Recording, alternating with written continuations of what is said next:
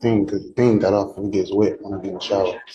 You keep your charger on you, but you don't use the charger because it has gone dead over and over. And I don't care if you come here with a baby to try to save your ass from going into custody. I'm not trying to save him. I'm the only one that could have watched him right now. What's going to happen if you go to jail?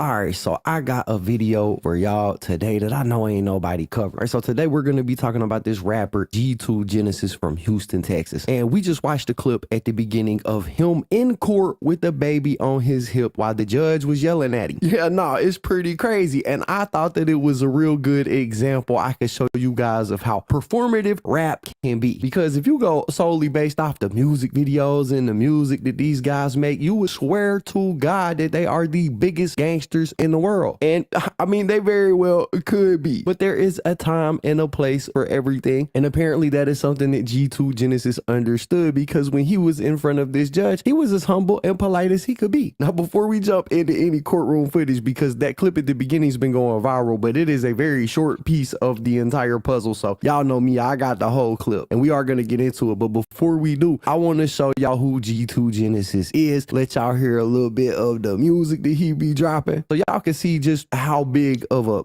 gangster he is.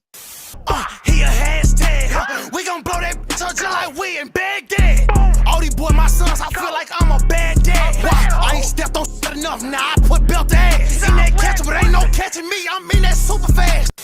What the f***, that boy was stinking, boy, that get dangerous, boy. You a rapper, entertainer, boy, get tangled, boy. They don't need no bottom name, just seen his face a lot. We gon' get that boy.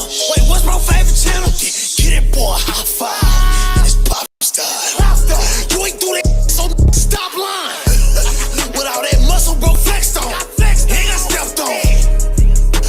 Bro be in the studio yelling at the mic. I thought Meek Mill was bad, but bro got to yelling at the mic on live. He like the Houston, Texas Tekashi 6ix9ine with it. Anyways, bro is on the track trying to give off that big gangster energy, right? But when he stepped in court just a few weeks ago, that is not the same energy that he came with. Instead, he was very humble, very low spoken, and really not wanting to go to jail. But anyways, I did all of that explaining about who he is because one, he's unknown, and two, I want you guys to understand what you see in these rap videos and in these songs can lead you down a path similar to what G2 Genesis has went down, because see, G2 is currently on house arrest, where he's got an ankle monitor on, an ankle monitor that he can't seem to keep charged, right? And like we all know, when you are under a restriction like that, the government wants to know where you are at all times. When you start letting that thing die, you run into problems such as the problems like G2 has ran into, which required him to make a court appearance here recently. And in his court appearance, there is a couple things that are very obvious. One, the street life is not where it's at for real, because it just leads you into these type of situations. Two, if you end up in a situation like this, it's embarrassing as hell. And three, these type of moments can occur at any time when you are involved with the streets. Now, he had to appear in front of a judge named Judge David Flesher. This is a judge that has been viral on multiple occasions. Dude is kind of a hard ass, I'm not gonna lie. And he's a pretty clout hungry judge. He live streams every single court session that he has to a YouTube channel that he then clips up and posts on a separate YouTube channel for content. And he has over 114,000 subscribers on that channel. So with all of that said, let's go ahead and get into this courtroom footage. I'm not happy with you. You have a monitor on your ankle. It's been dead. Is it still dead now? I keep my charger with me. I keep it with me wherever I go.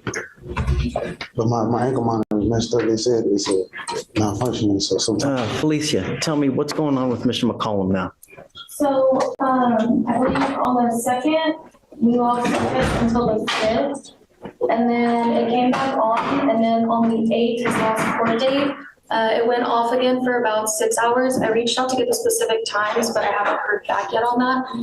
But it was off for a confirmed 6 hours, and we have received signals since then back. Yeah. And we send messages out to tell them to report 49 to have the device inspected as well. And if they have any issues with that, they're instructed very thoroughly to let us know. So I know it could be a little bit hard to hear everything that's being said. Basically what's happening is, like I said earlier, his ankle monitor ain't been being charged. He swears to God that he has been charging it, but it's got some kind of major malfunction going on with it. And the judge is not really trying to hear it. Yeah, I keep my charger really well, but I think it's something wrong with my thing because the thing got off and it gets wet when I get in the shower. You keep your charger on you, but you don't use the charger because it has gone dead over and over. And I don't care if you come here with a baby to try to save your ass from going into custody. Oh, God dang, the judge, man. Why the judge cussing him out in front of his baby like that for, bro? Bro, for real, got some hypertension going on. His blood pressure through the roof. I'm not trying to save him. I'm the only one that could watch them right now. What's going to happen if you go to jail? These are things that you think about when you're in the free world and when you have bond conditions. Because when you break the bond conditions, what happens to you? So I did call them and tell them that I think it's a malfunction with my team. They said they could see my signal and they give me. You repeatedly have the device that goes out. I'm going to do this. I'm going to do that. I'm going to call these people. But you are, though. The device has gone dead. 3 days over there. Now 6 hours over here. What am I supposed to do? I was unaware of it being dead. I put it on the She's charger. telling me they reached out to you. No, they do. Every time they call me, I put it on the charger. They call me. They do call me and I put it on the charger. Why do they have to call you to even tell you to put it on the charger, Mr. McCollum? Sometimes I'm at school. A lot of times a day I can't charge it at school. My charger is not close to my barber station. So why can't you charge it at night when you're at home with the baby? I do. Sometimes it acts as if it's charging, but it's not charging. So it's not that I'm not trying not to charge. I do try to charge it every day. Yeah, bro, it ain't nothing cool about being in the streets, being caught up in the court system, having to have some dude sit on a stand and yell at you over a charger like you 5 years old, bro. There ain't nothing cool about this, but I do want to give G2 Genesis his props for one thing, though. He seems to have brought this baby to court with him because he didn't have nobody else to watch the baby, and that means that he's being an active father, right? He's spending time with the kid. He clearly has time in his schedule to be taking care of this kid. I know the judge kind of sees it like he brought the baby to try to keep himself from being locked up, but I don't know, bro. Like, I just see it a different way. Like, at least he's being an active dad right now, despite having to do it in a courtroom. Let's try woman. Short hair. Cool. And a guy? Easy, right? On LTX Studio. You can tweak any character super.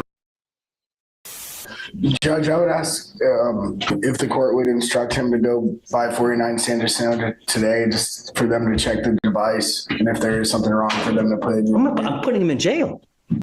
I don't know what you're going to do with this kid, man. I haven't done anything wrong, sir. I promise. But you have done something wrong. You've repeatedly done something wrong. But my ankle monitor, like, I didn't know it was dead. I promise you, I go to school every day. This is what I do. Like, I go to school. How does the monitor let him know that it's dead? So we send messages, and then I also see a few times we send siren alerts to the device as well. And then I have multiple days of text messages informing the client to charge the battery. Training, there will be issues. Do you understand? I will not entertain you telling me I got to do this, I got to do that, my function, this. They reach out to you ad nauseum to tell you that there are issues, and you coming here and telling me, well, I don't know about this, I don't know, it's disingenuous. I actually get it. Ankle monitor looked at. Just go to 49 Sanderson. Where is that? 49 Sanderson. First thing is first, I'm sending you for a drug and alcohol test. And then I will give you the benefit of the doubt right after. I'll have you go to this place to see if there actually is something wrong. You will be back here tomorrow. Understand? Okay, Hannah. Judge, do you have someone else to watch the baby because they don't have a child? I want to take a drug test today. I can Tell tell you, man. but they won't allow them to with the child. I can wait outside until somebody come. Do you have someone here with you today? No, sir, but I'll just wait outside, the address until I can get somebody to come. Do that. Yes, Judge. All right. All right. See you, Mr. McCollum. We'll see you tomorrow.